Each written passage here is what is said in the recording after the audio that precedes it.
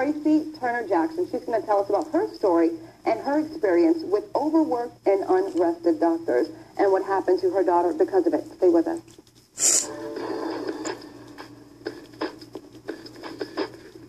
Welcome back, everybody. Today we have our guest, Tracie Turner-Jackson, to tell us about her horrendous injustice that has befallen her family a few years ago at the hands of medical staff and the hospital.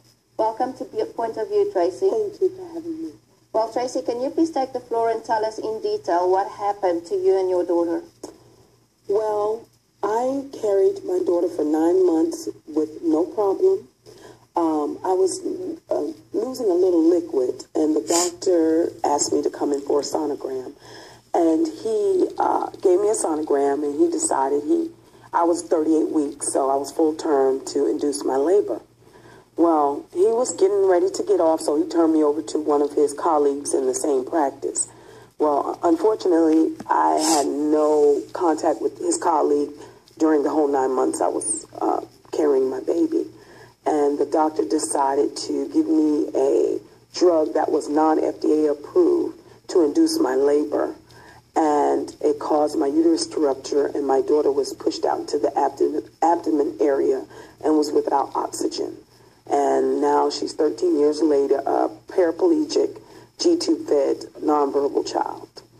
And the medication that was used was a medication for stomach ulcers, but doctors have been using it to induce labor. That's pretty much. Well, so is this common for the hospitals to use non-FDA approved labor-inducing? I don't know how common it is. The hospital, which I can't mention, is a experimental hospital where I think they have some sort of leeway, but it was just the way it was done. Oh my goodness. Yes, I didn't have an opportunity to turn it down. Oh, it was used without my consent. Wow. And so was there any wrongdoing, like on his part for that, or did he need your consent? That I'm not sure. I can't really go into the logistics of the situation because the trial is over, and there's certain things I can and can't talk about. Right. So. What were you able to do afterwards? Were you able to go off to the hospital or go off to the doctor, or were you not at all? Yes, I went after both of them. After both of them? Okay. Wow. Yes. Now, my question is as far as being an advocate for this, because, you know, I'm a mother, all of us are mothers here. If a drug is not FDA approved, right, and they have been using this drug, is there any way to even, because I didn't know that, I don't know if you ladies knew that, is there any way to stop it? Well, I think that it depends on the hospital and the doctor, certain rules and things that they can do that's outside of regular doctors, but I'm not for sure. I can't quote that. Okay. So, I'm sorry. What I was thinking, Tracie, is you said it was a hospital.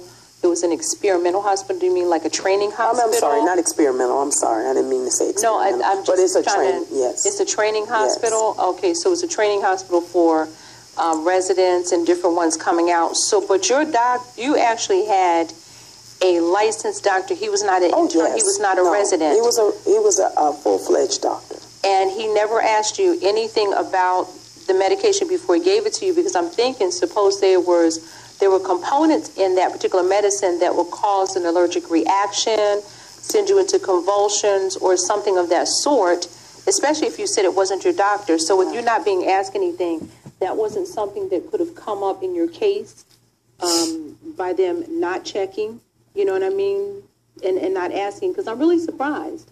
Usually a doctor would say, well, listen, Ms. Turner, I'm going to give you such and such. Do you have any allergies to this? Are you allergic to that? You know what I mean? Yes. Or an emergency C-section, especially in view of what happened. And none of that took place. No, Which is, it's awful, because when we were talking about the handoffs earlier in the other segment, where doctors just kind of have to hand you off because their shift ended. Same thing happened in your case, where your doctor, who you'd seen the full 9 months and everything was fine, has to get off work, and so he hands you off to this other guy who completely messed things up. He didn't know me at all. Right. And that is just insane how that happens. Yes. Like, And you know how many times that happens to women, you know, when you give birth and for some reason your doctor can't be there. So you have to, you know, with one of the other doctors in the practice, you have to have that doctor help you deliver the baby. Right. And so that's kind of scary. What would your advice be to future women that are pregnant with regards to something like this? Well, at the time, I felt that the doctor was a good doctor because I liked the hospital. And I put my trust in him. Yes. Don't ever do that. Research. right. Okay. Don't put your trust in anyone. Research. I didn't do that. I really didn't have time to. I know, it's like But I think I could have questioned more, and I didn't because I trusted the hospital. And you know what? It probably wasn't just totally that you had so much trust in the hospital, but when you think in terms of delivery, it's time for you to have your baby. You're not going to sit and ask a lot of questions anyway of somebody who's just coming in. So I don't, I hope you don't blame yourself for not asking those questions because I think it's just emotions. I think it's just hormones and things. So Tracie, that we experience and you're not going to. It's very sad in what happened, but don't blame yourself. Just know that you're setting such a good example. What a story to tell to be able to help someone else to do what you weren't able to do. That's what I want to do, is to let people know, question everything. Don't put your trust in anyone. And I'm a trustworthy person. Sometimes it bites me, but I'm learning as I get older to question things. I don't care how simple it might be, common sense it might be, but question things. And that's pretty much my lesson throughout this whole ordeal. So I would like to ask though, because you said that he had already induced you, or well, he took the initiative to use that medication to induce me. Okay. I wasn't even having any contractions. But as far as being a doctor and introducing himself, did he seem concerned? Do you get what I'm saying? Or was he just like, let me get this over? He was not. His bedside manner was atrocious. So we talked about that. And when everything went haywire, his whole bedside manner changed. He was nicer He was more concerned. And a lot more, after everything went haywire, when they couldn't find him, when they were paging him numerous times. And his excuse was he was in the shower. So, and he was getting ready to get off. I didn't understand that. But you would have been handed off to the third one. pretty much. Wow. In the practice. But things with the medication went haywire. It caused my uterus to violently contract. And it, by me having a C-section 10 years prior, I already had a scar on my uterus. So it made it contract and bust open. Right. And you were saying, like, he didn't really question your history. He just kind of... Well, you know how we do the questions of the history when you're doing your initial checklists and all that stuff. But he had my paperwork, but he didn't know me. He didn't know me. Because I'm thinking if a doctor would have known you, that would have been something that they would have known, and maybe the two would have clicked and said, okay, maybe this medication isn't the best for her at this time. Yeah. You know what I mean? But being that he didn't, and the bedside manner wasn't there either, which is what we talked about, because they're so overworked and not rested, and they're just not what they should be in order to know a patient to be a good doctor. Yes. So I do have another question then. Yes. So and I don't even know if you even have the power for this, but if it were me and I wasn't comfortable with the doctor, would I have the right to ask for another doctor? I thought about that afterwards. I don't know what my mindset was at that time. Yeah, because they drug you up and everything, and that's why I was asking, like, would you even have the right to ask for another doctor? I think I could have. With this one. I think I could have, but I have been a type of person to give a person a chance. Okay. I'm not quick to judge or quick to say, well, this person doesn't know what he's doing or anything like that. Let me give him a chance. I'm not like that anymore to that extent because of my experience. I'm like crazy when I go to a hospital. I'm like questioning everything. And so Yeah.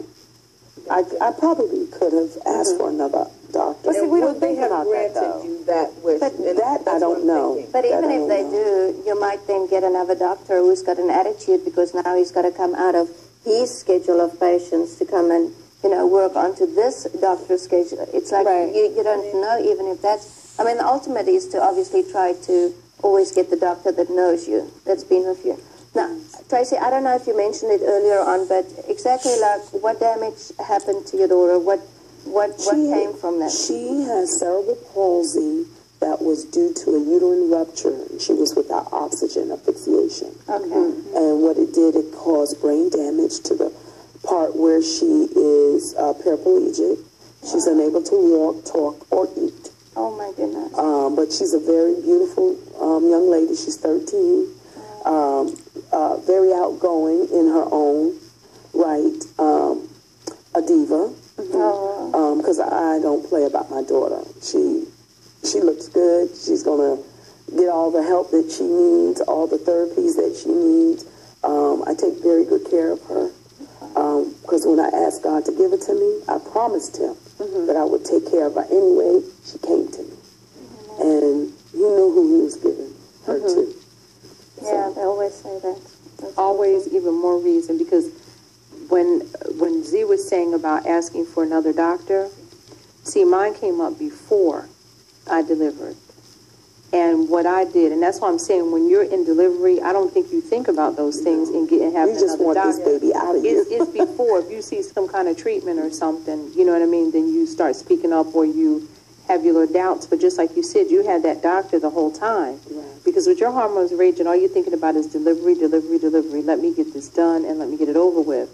But if you didn't notice any telltale signs of anything because of not knowing, you probably wouldn't. That's why I'm saying, do not, don't fault yourself. And that was my second Don't do birth, that. and I wanted to have, it was a VBAC.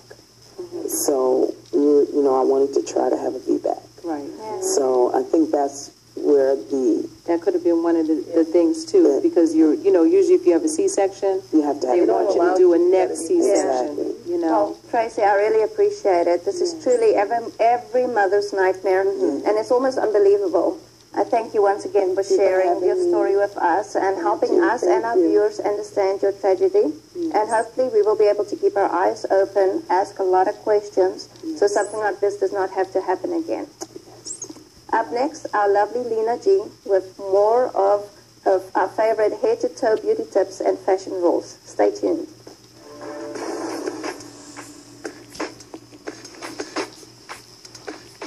Welcome back. So